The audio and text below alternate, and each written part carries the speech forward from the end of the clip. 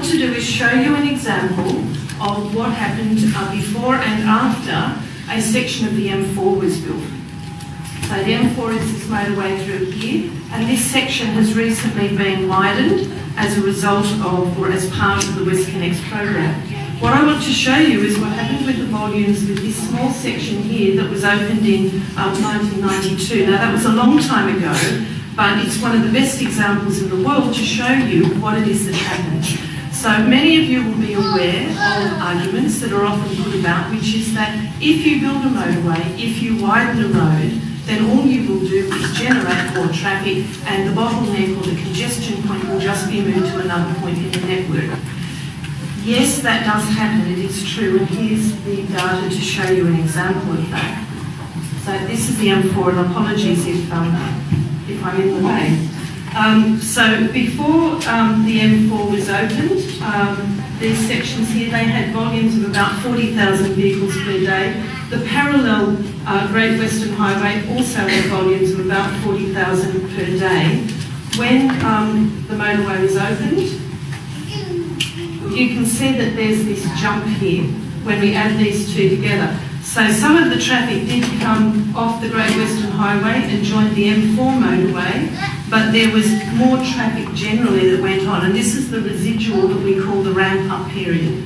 Now, without going into a lot of detail, what this example also has, but I've cut it short so we can stick to time, is that when you look at roads that would be up here, Richmond Road and Old Windsor Road, other roads, Bringelly Road down here in the south, when you take into account the traffic that was shifted to the M4 because it was quicker, you still get 11,000 additional motor vehicle movements on average per day that cannot be accounted for in terms of traffic moving from other points of the network.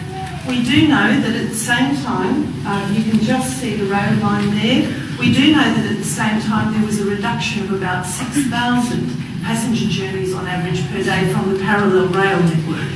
So we think, we don't know for sure, but we think it pulled people off the rail network, it pulled people off the surrounding road network, but then it also generated around about 5,000 additional trips per day that just simply weren't on the network at all.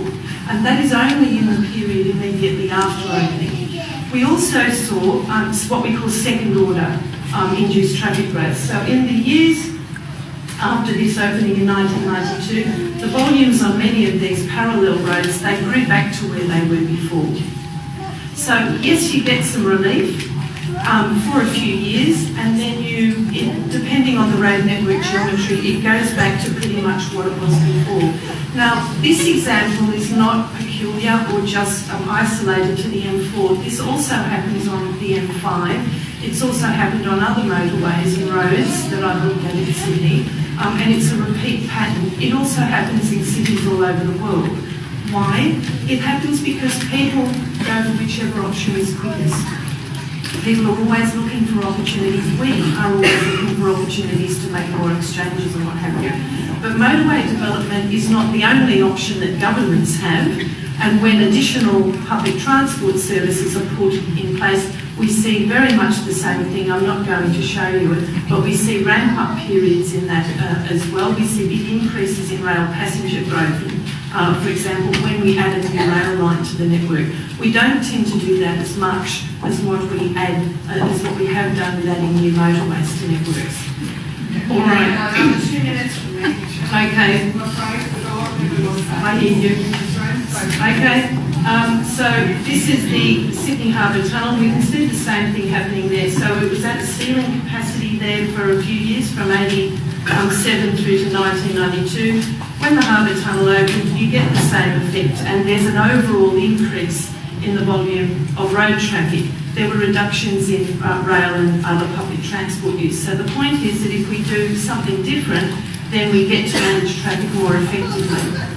I'm going to skip that. What I'm going to do now is go through a bit of microeconomics without using any graphs. So this is how the relationship between motorway development and public transport development works.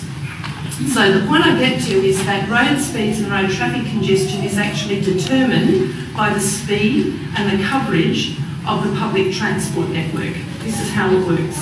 So public transport operates to a fixed speed, a timetable. Because it's operating to a timetable, and usually we can stick to it, not always, but that's the fixed speed. Roads are very different. They operate to a variable speed. The speed changes in accordance with how many vehicles are on the road. Okay, when more people come on the road network, the speed goes down, and then we get congestion.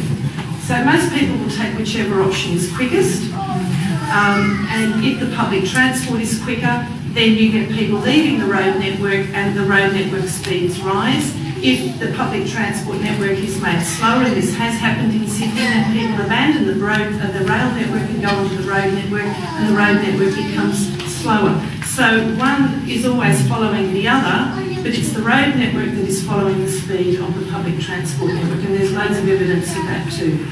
Last slide. Let her finish. Let her finish. I'm sorry, we need to hear it. We cannot use another. This is information we're not getting from Roads and Maritime. We need to use what we want. One slide. All right. Okay. This is the County of Cumberland scheme, and this is the original plan from it was devised in 1949, and it was turned into a legislative plan in 1952. And this is the plan of which the conceptual outline for the M1 as it was, or the F1 as it is in my mind, but I gather it's been called the M8 now. So this is the motorway, or conceptually this is what we're looking at. There's another one down south, of course, the M6 that's also being talked about. Basically, there was a full commission of inquiry into the M1 back in, I think, 1979, and the reason why the commissioner at that time said no, the M1 should not be built was because of induced traffic growth. A few years later, the Commissioner, David Kirby, also conducted an inquiry into the M5 and recommended that rail freight in particular and public transport options be looked at very seriously. That wasn't followed. We now have an M5 that's been built, and it suffers from a lot of induced traffic growth. In this area around here, which is where all of these motorways feed into, the quality of the traffic congestion that we'll get and the jams there is going to be, or it has become a lot worse since these motorways have all been added to the network. And the M25 motorway, which some of you may be familiar with in London, is an example of where when the sections in that were all built and put together, then we saw the rise of super jams, which were traffic jams that would last for 4, 6 or even 8 hours at a time. When you have a perturbation in the network and it's all being connected up, then it's much easier to have large numbers of road traffic all funneled into one area and then jamming up within a much quicker time period. I'm going to end there. I'm very happy.